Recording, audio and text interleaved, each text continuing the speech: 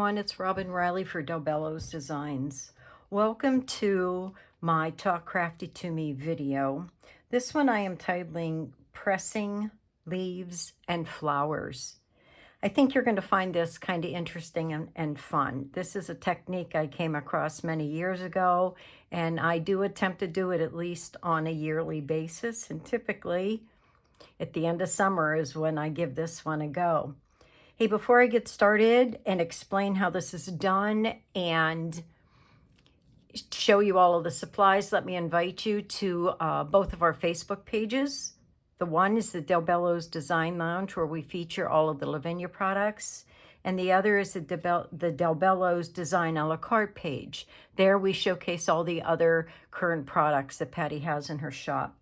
We are also on other social media platforms such as Instagram, Pinterest, and TikTok. All you have to do is search the hashtag Bello's Designs. Okay, let's check out this project of mine. Here you see a picture of Freya. She is a sweet, older fairy from Lavinia, a pressed fern leaf, and part of the secret garden sign. Today's technique is going to show you and explain mainly how to do the pressed leaf. Before we get started, though, with the actual pressing of the leaf, let me go over the supplies that I used to create this card. I used a piece of watercolor paper, which is a cold pressed watercolor paper, measuring 4 1/4 inch by 5 3/4 inch.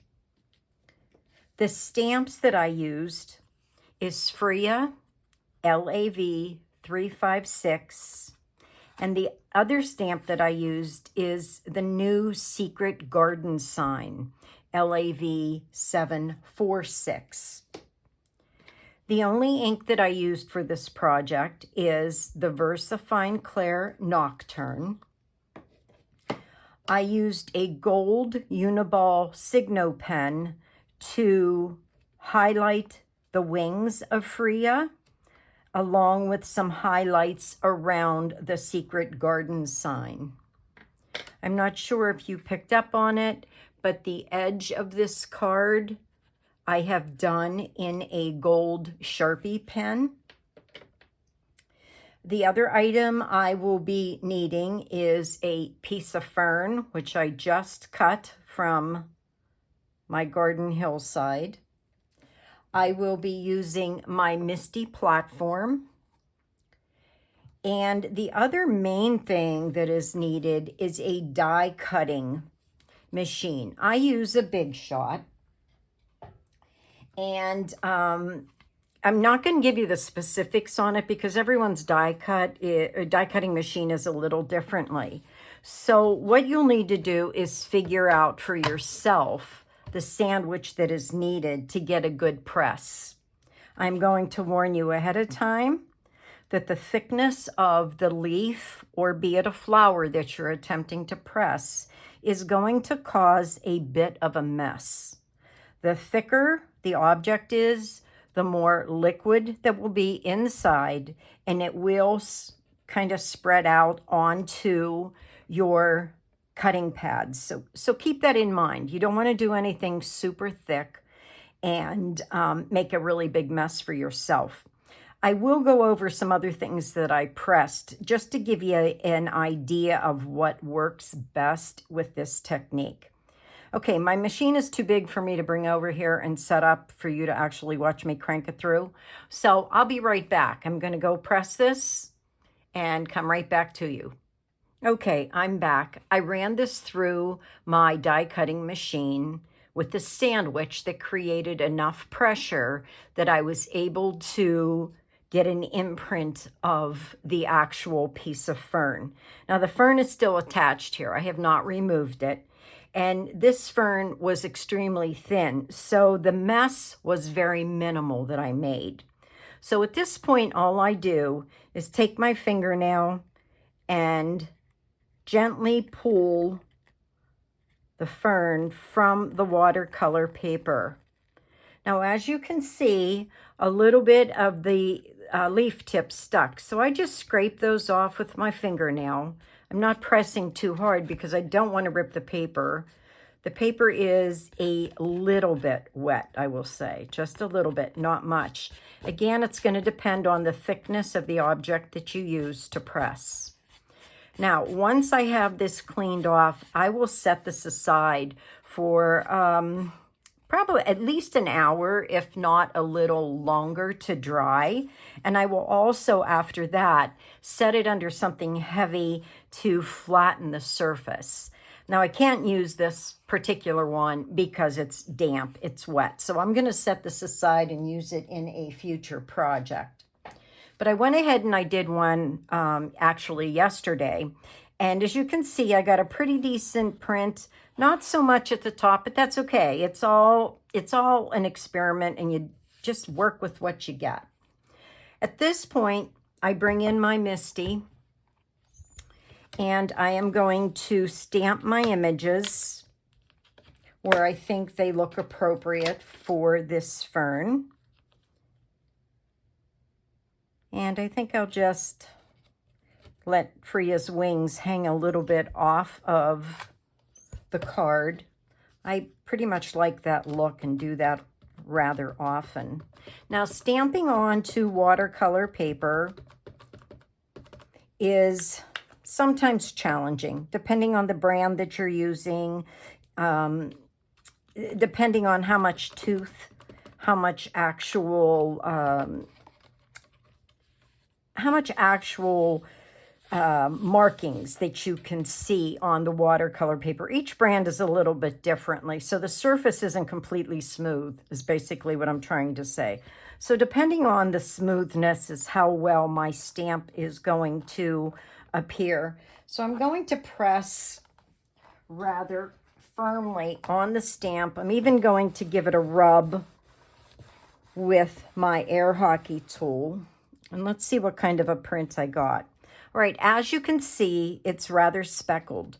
So being that I used my MISTI, it's very easy to restamp my image and give it another press.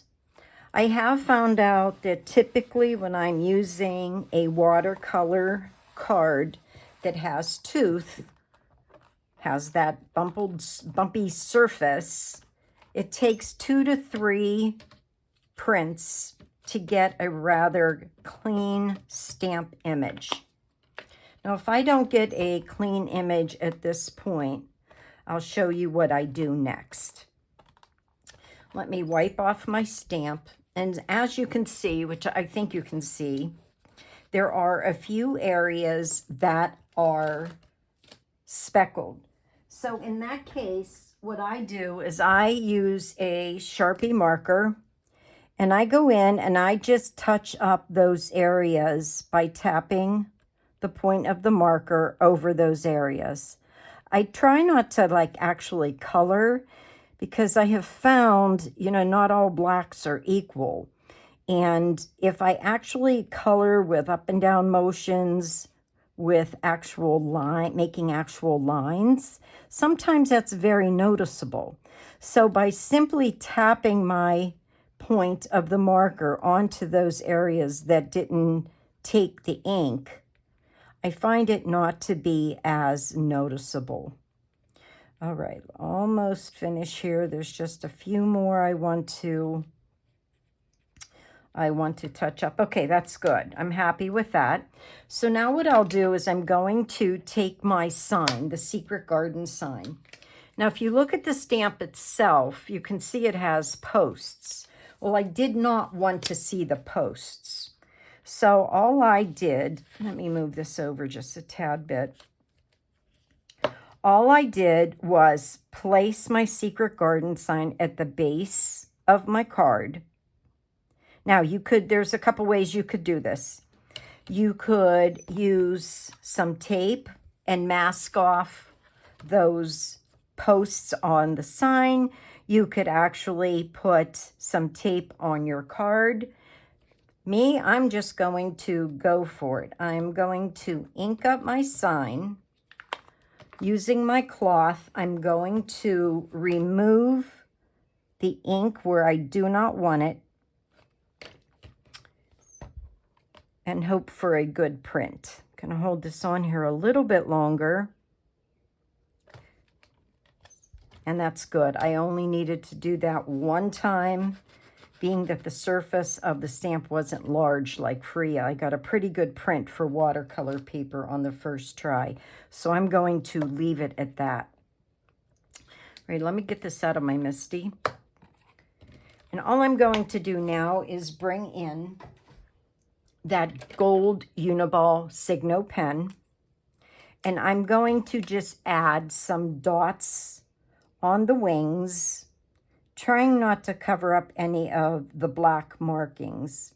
Now, if by chance I do, and it's extremely noticeable, then I would go in with a fine line marker and retrace over those black lines. But I'm not going to be too picky today. So this just adds a lot of shimmer to the card, and it gives it another dimension and interest.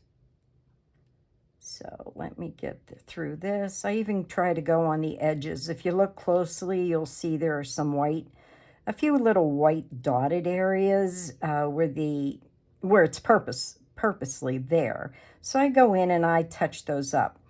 I'm not sure if you can see, but I'm not coloring the entire square. I do want some of that white to show through. And on this wing, being that the squares are so tiny, I just tap the point of my pen all over the wing. So if you can see, they're not perfectly colored, and that's fine.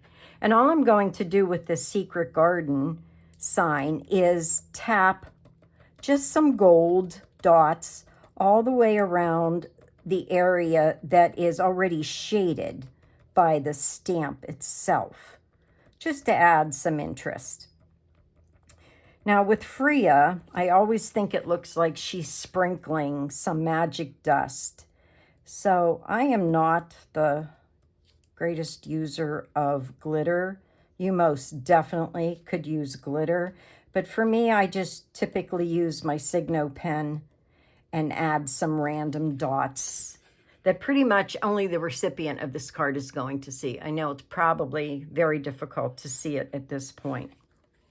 Now, the last step to this card is simply using my gold Sharpie marker, and I'm going to create a faux frame around the card. And I'm sure you all recognize these pieces. I save them and use them for all different things, mainly this.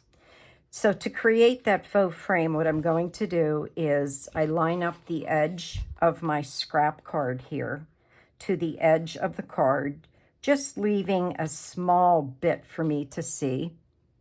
I drag the pen down the edge of the card, one smooth swoop so that I don't get any lumps and bumps along the way.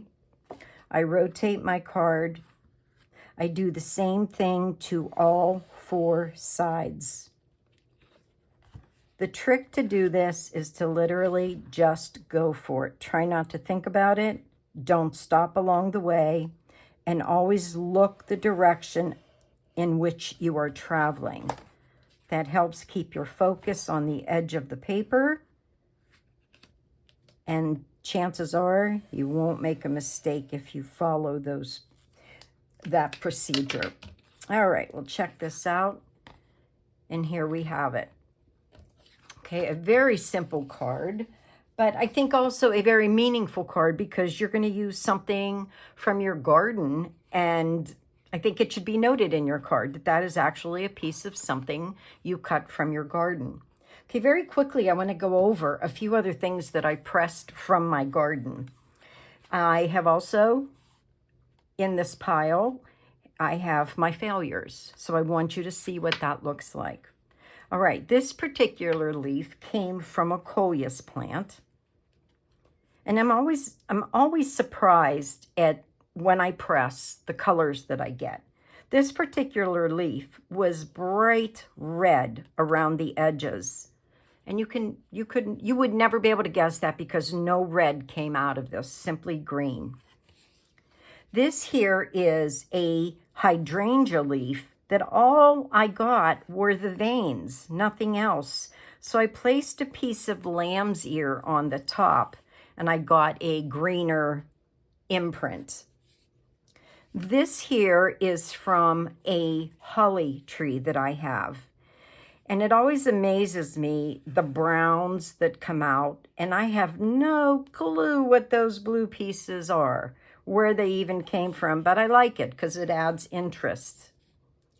This here is another hydrangea leaf that was a little bit thicker than the one I previously did. And I really like the way this one came out. The veins are very predominant.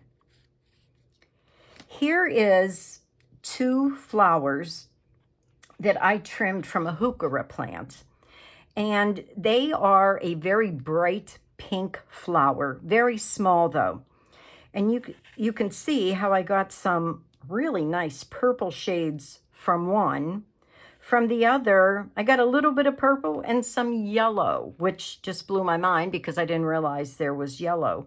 And if you look closely, there are small pieces of the flower that stuck to the card, and I'm just going to leave those. I don't want to scrape them off for fear that I'll remove some of the card. This one was rather interesting. I have a blue rose of Sharon plant. Now, the rose itself is extremely thick, so I knew I would have a mess if I tried to just press the entire thing. So I just removed a few petals from the plant. Here you can see where some of the stem stuck well. Oh, I can actually scrape some of that off now without hurting my card. I think it's kind of interesting though. But I got some nice veining with that petal. Another one, this is a leaf from a tulip tree. Again, got some great veins in that. This is actually 2 pieces of amaranth with a leaf from the amaranth plant. The flower or the amaranth itself is a very dusty rose. So I was happy to see I was able to capture that color while pressing. Now, here's the failure. This is Queen Anne's lace. I'm not sure if you're familiar with that, but it's a very white flower, green stem, green leaves, very lacy looking, but it has a very thick center. So when I pressed it, I had a major mess in my press. There was liquid everywhere. It really scooted out from the bottom. I would not use this in a card. I think this is kind of ugly. It might make for, though, a cool background if I added some stuff to it. And the last one I attempted was a very small sunflower to see if I would get any of a print. And it was a bright yellow sunflower with the brown center. And I just got a splodge. Nothing great there. So have fun in your garden. Go see what you got. And if you don't have a garden of flowers, use some vegetable plant leaves and see how those turn out. Or just go for a walk, find some leaves on the ground, and get some pressed and see how they turn out for you. I hope you like this technique. I hope you'll give it a try. Just keep in mind it could get messy depending on what you're using. Take care, everybody. Thanks so much for watching, and I'll see you soon. Bye-bye.